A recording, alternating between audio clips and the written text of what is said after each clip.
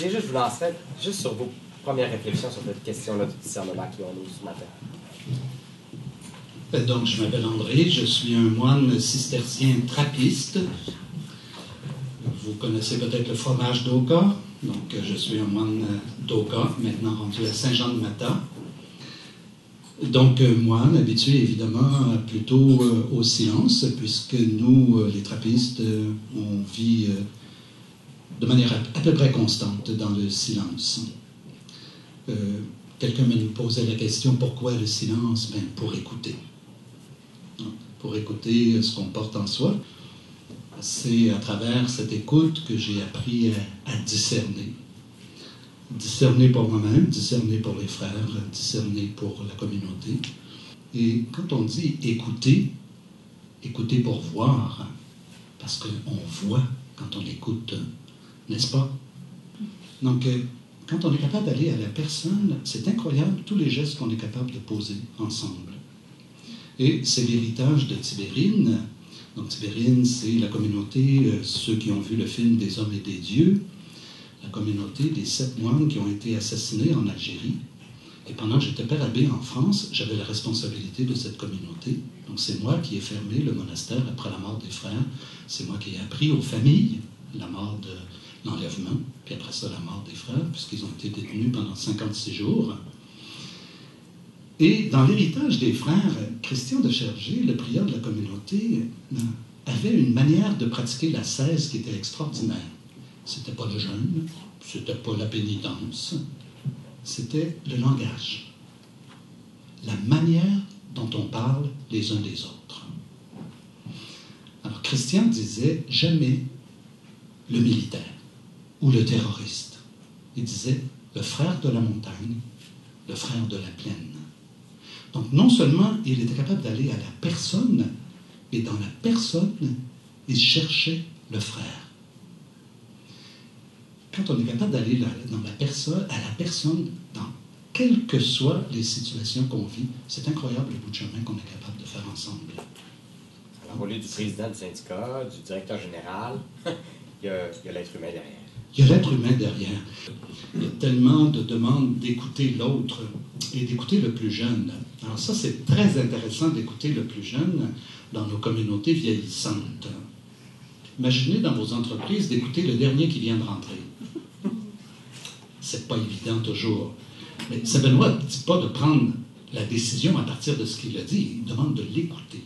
Hein, parce que ça fait partie du discernement d'écouter tout le monde. Et l'autre chose, quand on écoute, comment animer le géant rêveur qui est en nous et qui est peut-être peureux, et peut-être un suiveur peureux. Et mon expérience comme père abbé, c'est que souvent les frères se voient beaucoup plus petits qu'ils ne sont dans la réalité. Mais qui d'entre nous ne se voit pas plus petit que ce qu'il est dans la réalité? Et l'écoute du frère permet précisément de lui proposer ces défis pour rejoindre le géant en lui, pour éveiller le géant en lui. Des fois on se trompe, des fois il faut reculer, mais ça c'est pas grave. Je disais, pour une fois qu'on se trompe, il y a 9 fois où on réussit à faire donner au frère, à aider le frère à se dépasser et à laisser surgir sa stature plénière.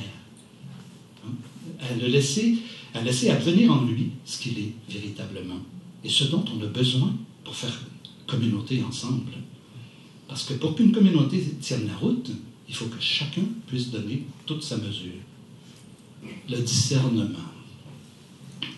Qu'est-ce qui nous amène à discerner? Qu'est-ce qui m'a amené dans ma vie à m'intéresser à ce thème du discernement? Je pourrais dire que l'événement déclencheur, c'est sûr que c'est la mort des frères de Tibérine et la décision de fermer le monastère 5 ans après avoir essayé d'y remettre une communauté.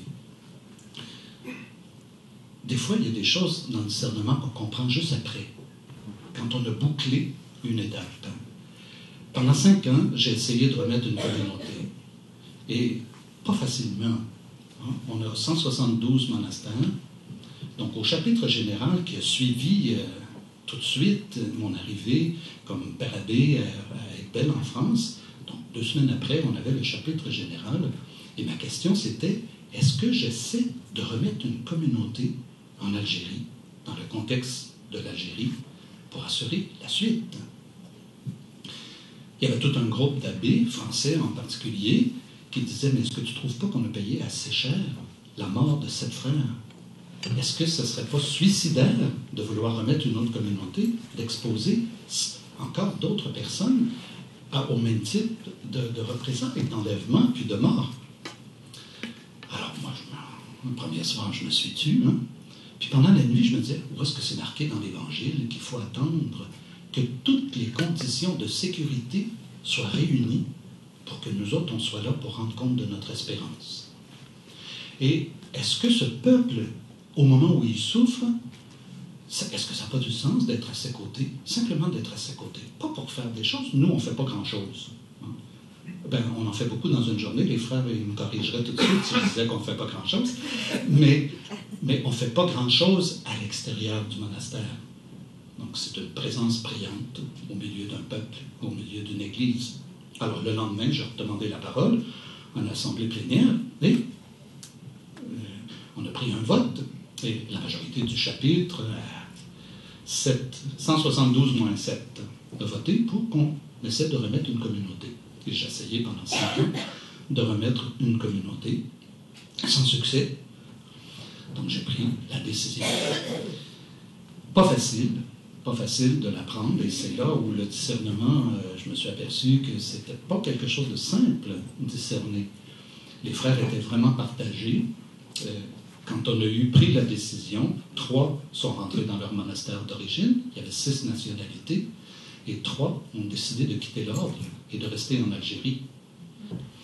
Donc, je pense que c'est ça. Des fois, c'est pas évident ce qu'il faut faire. Je ne sais pas si vous avez remarqué le tableau devant lequel on était assis ce matin. Hein? Quand on arrive au bout du quai, quand on arrive à une situation limite, il y a comme 2 choix possibles. On peut retourner, puis à reculer. Des fois, il y a des replis stratégiques. Des fois, il faut mieux reculer. Mais d'autres fois, il faut rester. Il faut rester au bout, ne pas partir. Hein? C'est ce que nos frères à Tibélène avaient décidé.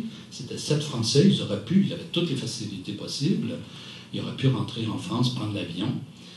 Ceux qui ont vu le film des hommes et des dieux, le frère dit, on est comme des oiseaux sur la branche, on se demande si on va rester ou si on va partir.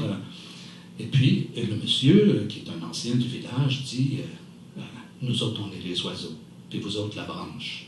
Si vous partez, où est-ce qu'on va se poser? Quand on est au bout du quai, parfois, il faut rester, même si, apparemment, il n'y a pas de solution possible. Dans le tableau qu'on avait devant nous, c'est la brume complète. Mais la brume peut cacher un bateau qui est en train d'approcher. Elle peut cacher plein d'autres solutions. Mais est-ce qu'on est prêt à attendre, sans voir? Des fois, nos attentes sont dans des situations limites.